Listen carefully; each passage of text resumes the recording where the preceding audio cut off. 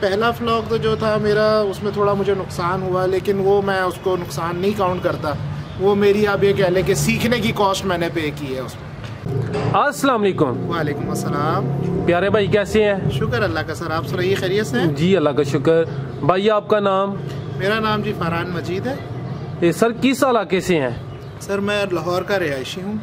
इस वक्त जो आप मेरे फार्म पे तशरीफ़ लाए हैं वो रायबंड रोड पे वाक़ है, जो अराइयाँ चौक पे इसकी लोकेशन बनती है। प्यारे भाई आप कितने अरसा से बछड़ा फार्मिंग कर रहे हैं? सर मुझे कोई इतना ज़्यादा फ़िलहाल टाइम तो नहीं हुआ, लेकिन ये है कि आप कह लीजिए ये मेरा दूसरा व्लॉग है। माशाल्लाह। पहला जो आपने व्लॉग रेडी करके उसको सेल किया है, उसके मतलब थोड़ा सा बताएं। इसके अलावा आपने जो होमवर्क किया है, अभी आप प्रैक्टिकल भी कर रहे हैं, इसके मतलब थोड़ा तफसील से बता दें। देखिए जी, होता ये है हमारे इस काम में कि आप किसी भी फील्ड में चले जाएं, किसी भी कारोबार में चले जाएं, प्रैक्टिकल में और जो है आपकी बुकिश नॉलेज में, किताबी बातों में बड़ा फ़र्क होता है।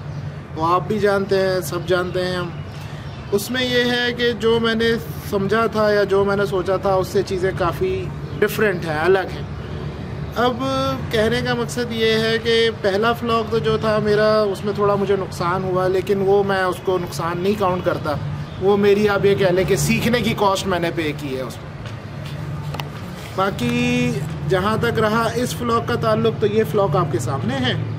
इसमें अब 30 एक बच्चे मैंने रखे हुए हैं और चल रहा है, अल्लाह का शुक्र है, पहले से काफ़ी बेहतर है माशाल्लाह।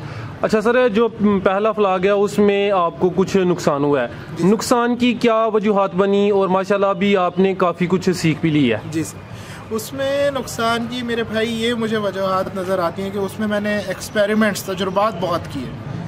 मैं अपने जितने भी नए आने वाले भाई हैं, जितने भी आपके चैनल के तवस्सुल से और जो यूट्यूब के तवस्सुल से, मैं अपने सारे भाइयों को एक पैगाम दूंगा, वो ये है कि तजुर्बात प्लीज़ ना करें। जितने तजुर्बात, जितनी फीड आप चेंज करते रहेंगे, उसको मुतबादिल करके, आज मिसाल के तौर पे मेरा भाई आ गया, उसने कहा जी ये डाल दो, मैंने वो डाल दिया। फिर मेरा दोस्त आ गया, उसने कहा जी ये डाल दो, मैंने वो डाल दिया। ये मैं कहूँगा प्लीज़ इस तरह ना करें। पहले अपने आप को एक चीज़ पे स्टक करें और उसके बाद उस पर जो आपने समझ लिया है, ये मुझे एक डॉक्टर ने भी कहा था कि कुछ डिसीजंस ऐसे हैं जो आपको बड़े सख्त होकर करने पड़ेंगे। यही सेम बात मैं अपने बाकी फार्मर भाई जो नए आने वाले हजरात हैं उनको भी कहूँगा कि कुछ डिसीजंस, स्पेशली ये खाना डालने के मामलात, आपने बहुत सख्त होकर और अपनी नॉलेज के ऊपर, उसके बेस के ऊपर आपने करना। ज़बरदस्त। अच्छा सर, अभी बात आती है इनकी खरीदारी पर। खरीदारी किस तरह करें? खरीदारी के मतलब जो अच्छे अच्छे टिप्स हैं हमारे नाजरीन को वो बता दें। देखिए जी, ख़रीदारी का जहाँ तक ताल्लुक़ है, मैं ये कहूँगा सबसे पहले आपने इंतखाब करना है मंडी का, कि आपने किस मंडी से लेने। लोग क्या करते हैं कि मुल्तान मंडी चले जाते हैं जो यहाँ से काफ़ी दूर है। उसमें ये होता है फिर कि आपको ट्रांसपोर्ट बहुत ज़्यादा पड़ जाती है। और अब तो मुल्तान मंडी या दूसरी जो मंडियां हैं उनका रेट भी काफ़ी हो चुका है। तो मैं ये समझता हूँ कि आप देखें, आप जाएं अपने जो आपकी इलाकाई मंडी है उसको सबसे पहले अप्रोच करें। उसको अप्रोच करने से क्या होगा कि अगर आपको वहाँ से कुछ नहीं भी मिलता, सपोज़ फ़र्ज़ कर लेते हैं कि आपको वहाँ से कोई अच्छी चीज़ नहीं मिली, तो ज़्यादा से ज़्यादा आपका आने जाने का 400-500 रुपये ख़र्चा होगा। जबकि अगर आप मुल्तान चले गए, लुंडन मंडी चले गए या दूर दराज के किसी इलाके में किसी के कहने पे चले गए, तो अगर वहाँ से आपको जानवर नहीं मिला तो वो आपकी 10,000 रुपये का सीधा सीधा खर्चा जो आपने पे करना ही करना है, ख्वाह आपको कोई जानवर मिले या ना मिले। इसके अलावा सर, फार्मिंग के लिए जो बछड़े हैं वो किस वज़न के खरीदने चाहिए, कौन सी नस्ल के खरीदने चाहिए? जी, फार्मिंग के लिए बछड़े मेरा भाई मैं समझता हूँ कि आप ख़रीदें 170-180 से ऊपर के, या 170-80 की भी डेडलाइन ख़रीद लें तो उसमें कोई मुज़ायक़ा नहीं है। 170 केजी? 170 केजी लाइव वेट की सर मैं आपसे बात कर रहा हूँ। 170-80 केजी का आप जानवर ख़रीदिए, उसको आप 2 महीने, 2.5 महीने, 3 महीने रखिए और फिर उसको आप आगे स्लाटर में या मंडी में जो भी आपको मुनासिब लगता है, अगर आपके स्लाटर करीब है तो उसको स्लाटरिंग करा दें। अगर आपके कोई मंडी आपको लगता है कि आपकी मंडी आपको अच्छा रेट दे देगी तो आप मंडी चले जाएं, वो आपकी अपनी सहूलत पे। तो सर कौन सी नस्ल बेहतर है?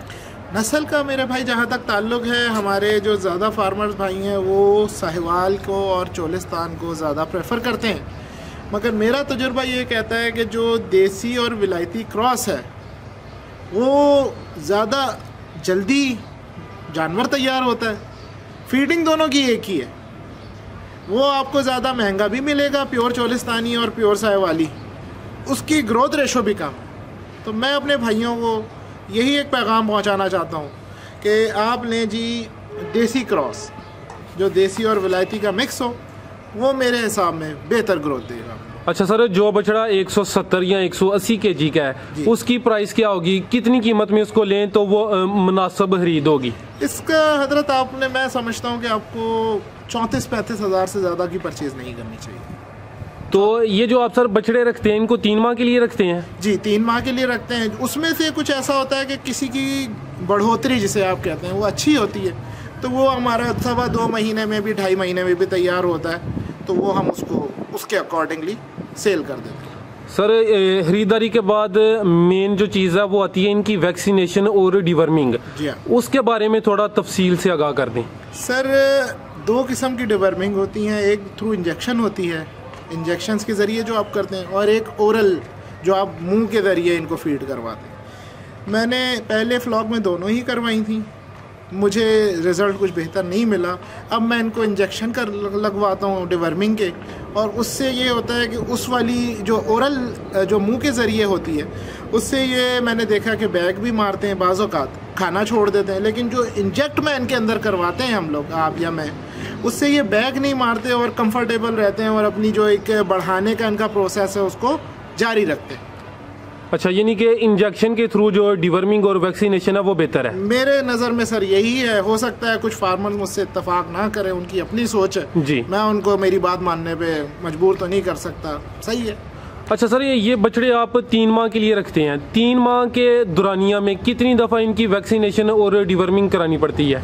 सर, 1-1 माह बाद इनकी डिवर्मिंग करानी पड़ती है मेरे हिसाब से, लेकिन अगर आप इंजेक्शन के पॉइंट ऑफ व्यू से बात करें तो एक इंजेक्शन इनका फौरी लगता है जब इनको लेके आते हैं 1-2 दिन के इंटरवल से, और 1 हफ्ते बाद लगता है। उसमें जो हमारे डॉक्टर हैं यहाँ पर गवर्नमेंट के और प्राइवेट, वो ये कहते हैं कि जो 2 दफ़ा 1 हफ्ते के इंटरवल से अगर इंजेक्शन लग जाए तो वो फेयर इनफ, ज़रूरत नहीं पड़ती। और मैंने भी यही देखा कि हकीकतन उनको फिर ज़रूरत नहीं पड़ती। सर, अब बात आती है इनकी तैयारी की। इनकी जो बेहतर तैयारी है वो किस तरह मुमकिन है, किस चीज़ पर इनको पाला जाए तो खर्चा भी कम आएगा और इनकी तैयारी भी अच्छी और बेहतर होगी?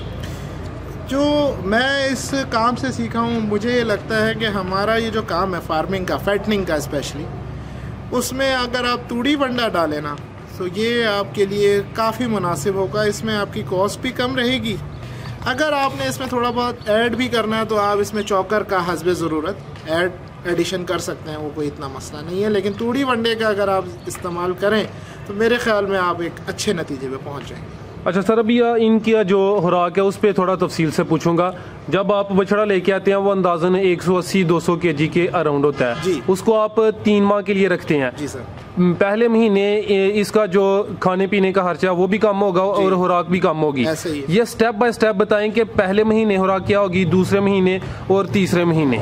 इसमें देखें जी, इसमें सोच टू सोच वेरी करता है, हर बंदे की अपनी सोच है। मैं जब शुरू में लेके आया हूँ इन्हें तो मैं दे रहा था इनको 1 किलो तूड़ी और आधा किलो वंडा। उसके बाद फिर मैंने तूड़ी थोड़ी सी बढ़ा दी 15 दिन बाद। अब मैंने 1.25 किलो वंडा दे रहा हूँ, एक टाइम की बात कर रहा हूँ, और 1.5 किलो तूड़ी दे रहा हूँ। इसके बाद फिर मैं इनका 1 किलो वंडा कर दूँगा और तूड़ी मैं सेम रहने दूँगा। जब इनका टाइम करीब आ जाएगा तो मैं 1.5 किलो वंडे पे ले जाऊंगा और 2 किलो तूड़ी पे ले जाऊंगा, जब इनके स्लाटरिंग में या इनको बेचने में सिर्फ 20 से 25 दिन रह जाएंगे।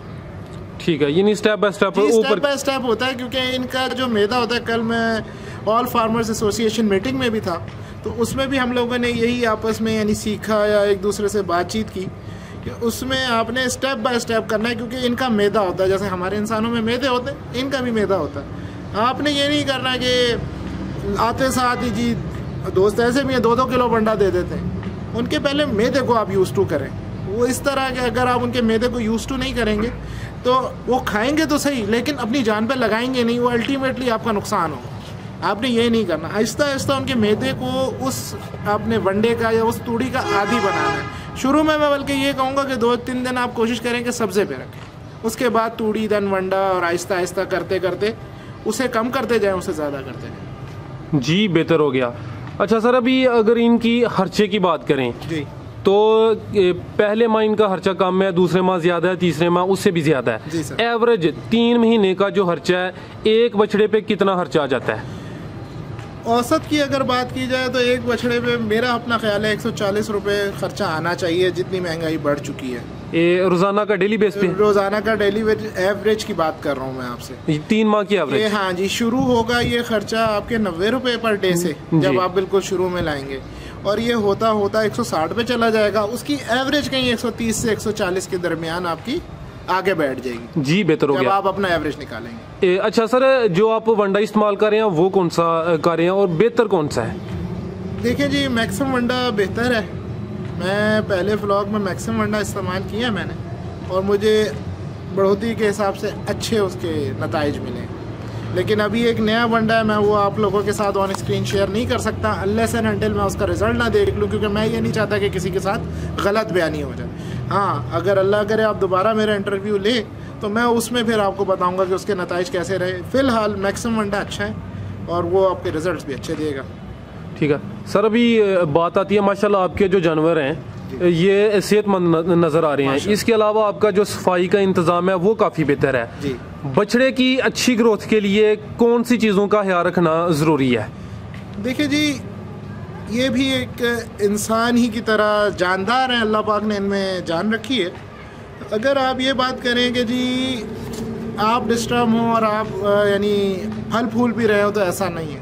जब इंसान सोचता है या समझता है या किसी चीज़ में भी परेशान होता है तो उसका जो एक यानी चेहरे की लालियाँ या इस तरह की चीज़ें वो ख़त्म हो जाती हैं। आपने मेरा भाई इनकी ये कोशिश करनी है कि इनको कंफर्टेबल माहौल देना है, सुकून में रखना है ना, जितना हो सके आप इनको सुकून में रखें।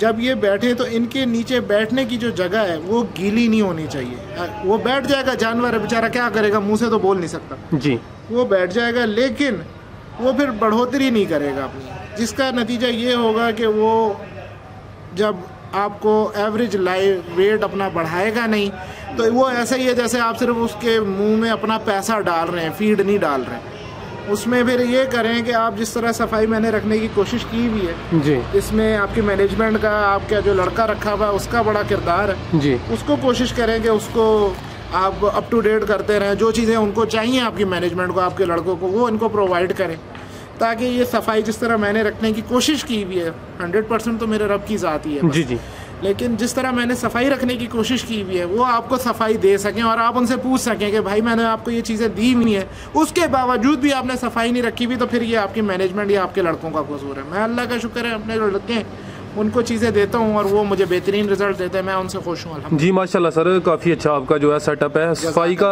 बड़ा अच्छा इंतज़ाम है, आपका फार्म देख के दिल खुश हुआ है। अच्छा, अभी सर एक और जो मैंने इधर देखा आपके फार्म पे, आपने ये जो चूना है वो भी फेंका है नीचे, इसकी क्या वजह और ये कितने दिन बाद फेंकना ज़रूरी है? चूना देखें जी, ये जो आपके चिच्चड़ होते हैं या जिनको आप वार्म्स कहते हैं इंग्लिश में जी, ये जब आपका चूना इस तरह बिखरा रहेगा ना आपकी स्पेशली बाउंड्रीज पे, अगर आप देखें तो मैंने बाउंड्रीज पे करवाया है जी, ये अगर आपकी बाउंड्रीज पे चूना रहेगा तो वो चिच्चड़ आपके जानवरों से दूर रहेगा। वो चिच्चड़ क्या करता है कि आपके जानवरों का खून पीता है, वो आपकी जानवरों की ग्रोथ को रोकता है।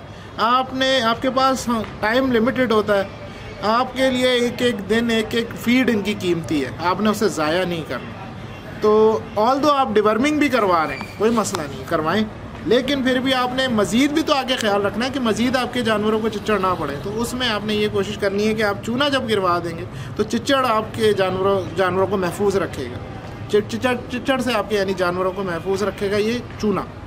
अच्छा सर, माशाल्लाह काफ़ी अच्छी बातें आप बता रहे हैं। लास्ट पे जो सबसे अहम सवाल है वो ये है कि बछड़ों को तैयार करने के बाद इनको सेल किस तरह करना है, सेल पॉइंट कौन से है और फ़रोख्त करने के मतलब अच्छी जो बातें हैं वो बता दें। देखें जी, मुख्तलिफ़ लोगों के मुख्तलिफ़ अप्रोचेज़ हैं।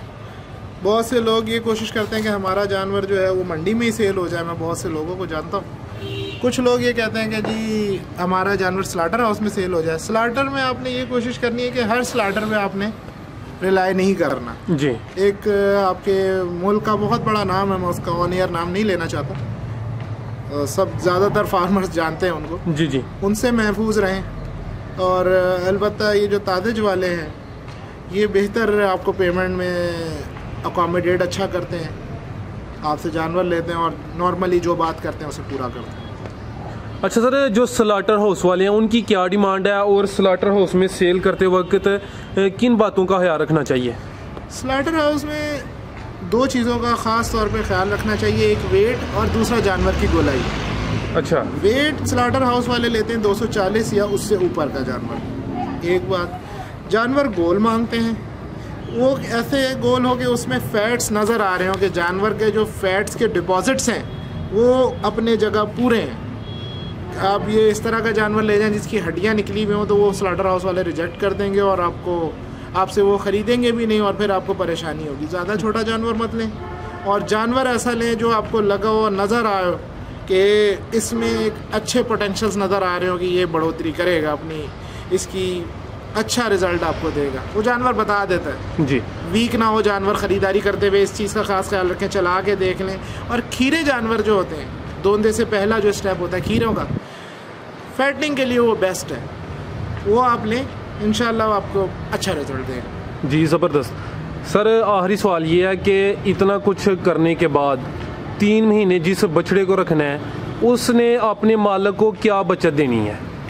बचत तो जी देखिए, आप भी जानते हैं, हम भी जानते हैं, बहैसियत मुसलमान हमारा ये ईमान है कि बचत मेरे रब, यानी रोज़ी मेरे रब नहीं देनी है। लेकिन जहाँ तक बचत का ताल्लुक है तो ऑन एन एवरेज जानवर को 12-1 हज़ार रुपये, 10, 12, 13, 14, 10 से 14 हज़ार रुपये छोड़ के जाना चाहिए 3 माह बाद, तो ख़र्चे निकाल के। ये मैं साफ़ी आपसे बात कर रहा हूँ क्योंकि इसमें अगर आप ख़र्चा डाल लेंगे तो इससे ज़्यादा तो उस पर ख़र्चा हुआ बहुत है 3 महीने। ये मैं साफ़ी आपसे बात कर रहा हूँ कि अगर ये जानवर आपको इतना छोड़ता है तो फिर आपके लिए ये फैटनिंग फिजिबल है, वाइबल है और आपके लिए फ़ायदेमंद है। अगर नहीं तो मेरे ख़्याल में फिर 3 महीने इस पर काम करने का, दिन रात एक करने का, आने जाने का, पेट्रोल जलाने का फ़ायदा नहीं है। जी बेहतर, माशाल्लाह सर आपने दिल खुश किया, काफ़ी कीमती और अच्छी गुफ्तगू की है। जो भाई ये वीडियो देख रहे हैं उनका जहन है बछड़ा फार्म शुरू करना, उनके लिए कोई अच्छा सा मुखलिस मशवरा? मुखलिस मशवरा जी मैं अपने तजुर्बे की नज़र में यही दूंगा कि तजुर्बात ना करें, किसी की सुनी सुनाई पर बिलीव ना करें, अपने तजुर्बे को बरसरोकार लाते हुए जो आपको बेहतर लगे वो आप करें। बाकी मेरी जो सारी इन्फॉर्मेशन थी, जिस हद तक मैं जान चुका हूँ इस फैटनिंग के इस सारे मामलात को, वो मैंने आप तक डिलीवर कर दी है। अगर किसी और भाई को भी किसी किस्म की इन्फॉर्मेशन चाहिए हो जी जी तो वो मुझसे तो आप रब्ता कर सकते जी हैं। सर, जहाँ तक मुझसे होगा मैं इंशाल्लाह उसके लिए। जी सर, वो आखिरी सवाल ये है कि अगर कोई दोस्त बछड़े लेना चाहता है या आपसे इन्फॉर्मेशन लेना चाहता है तो आपसे किस तरह रब्ता कर सकता है? आपका कोई mobile number? Sir mobile number मेरा मैं आपको दे दूंगा, आप उस पर स्क्रीन पर डिस्प्ले। जी सर, वो मैं डिस्प्ले भी कर दूंगा। इसके अलावा आप अभी ना बोल भी दीजिए। 0300 जी 953 5533। जी सर, बहुत शुक्रिया, अल्लाह हाफिज़।